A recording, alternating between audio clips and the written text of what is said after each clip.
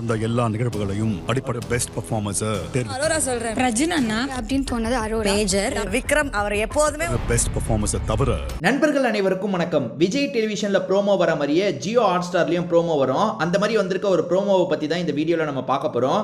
எப்பவுமே ஜெயில 2-3 பேரை தானே போடுவாங்க, அதிகபட்சம் 3 பேரை போட்டிருப்பாங்க.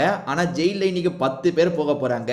எப்படி அது நடந்தது அப்படின்றத பத்தி இந்த வீடியோல நம்ம டீடைலா பார்க்கலாம். அதுக்கு முன்னாடி இந்த வீடியோக்கு ஒரு லைக்கை போடுங்க. ரெக்வஸ்ட் பண்ணி தான் இந்த லைக்கை கேட்கிறேன்.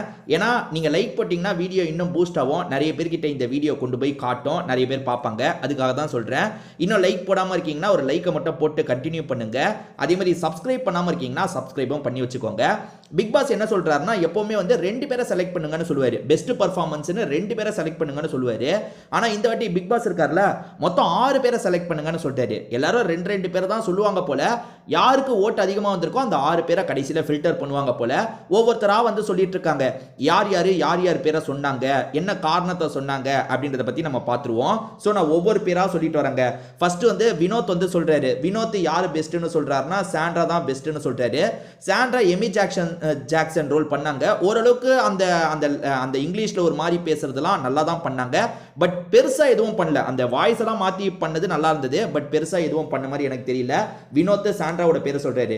கமருதீனை பொறுத்த வரைக்கும் சபரி ரோல சொல்றாரு. சபரி ஆரம்பம் நல்லா இருந்தது, ஆனா பெருசா கேரக்டர் பண்ண மாதிரிலாம் எனக்கு தெரியல. ஸோ ஓரளவுக்கு நல்லா தான் பண்ணாரு, ரொம்ப மோசம்னு சொல்ல முடியாது. அடுத்ததா எஃப்ஜே இருக்கான் பாத்தீங்களா, கனியோட பேரை சொல்றான். கனியும் அதே மாதிரி தான். இந்த இதில் வந்து பெஸ்ட்னா விக்கல்ஸ் தாங்க. எனக்கு பெஸ்ட்டாக விக்கல்ஸ் தெரிஞ்சது, நிறைய நேரம் கேரக்டரில் இருந்தார். கனியும் ரோலை பண்ணாங்க, ஓகே. அதுக்கப்புறம் சுபிக்ஷா இருக்காங்கல்ல, அரோரா பெஸ்ட்டாக பண்ணதா சொல்கிறாங்க. அரோரா ஏதோ ஒரு மாமி கேரக்டர் பண்ணாங்க, ஓரளவுக்கு பண்ணாங்க. அடுத்ததாக ரம்யா இருக்காங்க பார்த்தீங்களா, பிரஜின் பேரை சொல்கிறாங்க. திடீர்னு ரம்யாக்கு என்ன ஆச்சுன்னு தெரியல, எதில் பெஸ்ட் வந்தாலும் பிரஜின்னு சொல்லிட்டு இருக்காங்க. என்ன கதைன்னு தெரியலங்க. ரம்யாவை பொறுத்த வரைக்கும் பிரஜின் மேஜராக நல்லா பண்ணாருன்ற மாதிரி சொல்கிறாங்க. அடுத்ததாக ஆதிரை இருக்காங்கல்ல, ஆதிரை விக்கல்ஸ் நல்லா பண்ணாரு, அதே மாதிரி மேஜர் பிரஜின் நல்லா பண்ணாரு அப்படின்ற மாதிரி சொல்கிறாங்க. ஸோ ஆதிரை 2 பேர் யாரை சொல்லியிருக்காங்கன்னே காமிச்சிட்டாங்க. ஒன்று விக்கல்ஸு, இன்னொன்று மேஜரான பிரஜின், ஓகேவா. அடுத்ததாக வியானா வராங்க. வியானா யார் பேரை சொல்கிறாங்கன்னா அரோரா பேரை தான் சொல்கிறாங்க. அரோரா வந்து அந்த கொடுத்த கேரக்டருக்கு என்ன ஜஸ்டிஃபை பண்ணுமோ பண்ணா, நிறைய இடத்துல வந்து பண்ண வேண்டியதை கரெக்டாக பண்ணா, கேரக்டர்லேயே மெயின்டைன் பண்ணா அப்படின்ற மாதிரிலாம் சொல்லிட்டாங்க. அதுதாங்க எனக்கு வந்து யார் பண்ணாங்க, அதாவது எல்லாருமே ஆவரேஜாக பண்ணாங்க. பெஸ்ட் இவங்க தான் ஒருத்தர் என்னால் சொல்ல முடியல.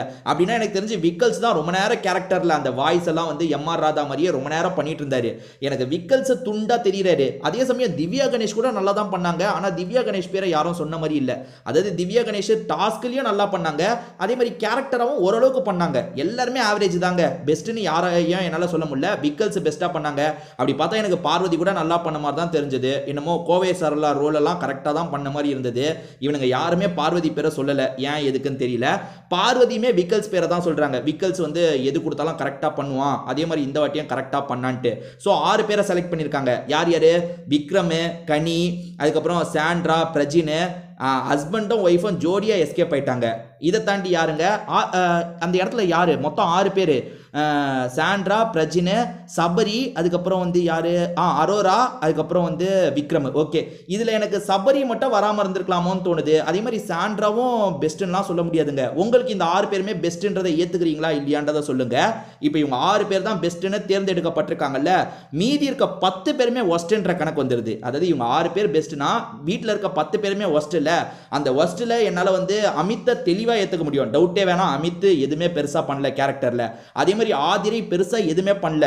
ஸோ இவங்க 2 பேரை தவிர்த்து அதே மாதிரி வியானாவும் பெருசாக எதுவும் பண்ணல. வியானா 3 பேர். இந்த 3 பேரை தவிர்த்து 7 பேருமே ஆவரேஜாக தான் பண்ணாங்க. அதாவது ரொம்ப ஒஸ்ட்டாக பண்ணாங்கன்னு சொல்ல முடியாது. ஆவரேஜாக அவங்க கேரக்டரில் என்ன பண்ண முடியுமோ அதை பண்ணாங்க.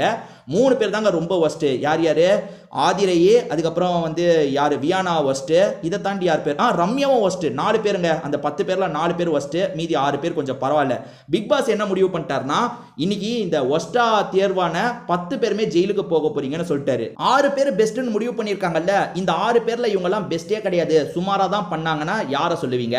அதே மாதிரி வந்து ஒஸ்ட்டில் ஒரு 10 பேர் வந்திருக்காங்கல்ல, இவங்கெல்லாம் அவ்வளோ ஒஸ்ட்டு கிடையாது, நல்லா தான் பண்ணாங்கன்னா யார் பேரை சொல்லுவீங்க? இதை மட்டும் எனக்கு சொல்லுங்களேன். முடிஞ்ச அளவுக்கு சொல்லுங்க. உங்களோட கருத்தை சொல்லணும்னு நினைச்சீங்கன்னா கண்டிப்பாக கமெண்ட் செக்ஷனில் சொல்லுங்க. இவங்க தான் பெஸ்ட்டு, இவங்க தான் ஒஸ்ட்டு, இது தப்பு பண்ணியிருக்காங்கன்னா அந்த தப்பை நீங்கள் மென்ஷன் பண்ணுங்க. ஸோ இவங்க 10 பேருமே ஒஸ்ட்டுன்ற மாதிரி செலக்ட் ஆயிருக்காங்கல்ல, இவங்க 10 பேருமே ஜெயிலுக்கு போகணும்னு சொல்லிட்டாரு. யோசிச்சு பாருங்க, அந்த இடத்துல 4 பேர் உட்கார்றதே படுக்கிறதே கஷ்டம். எனக்கு தெரிஞ்ச நைட்டே அதை கேன்சல் பண்ணிடுவார். அதாவது போய் உள்ளே போய் படுத்துக்கலாம்னு சொல்லிடுவார். ஏன்னா 3 பேர் தான் அந்த இடத்துல படுக்கவே முடியும். 10 பேர் உட்காந்தா அந்த இடமே நிரம்பிருச்சு. இது பாருங்க எப்படி நிரம்பி இருக்கு பாருங்க அந்த இடமே. ஸோ இதுதான் நடந்தது. இதை பற்றி உங்களோட கருத்து, அதாவது உங்களோட கருத்தை நான் போட சொன்னேன் பார்த்தீங்களா, அதை கண்டிப்பாக போடுங்க. திரும்பி வேற ஒரு வீடியோவில் நம்ம பார்ப்போம்.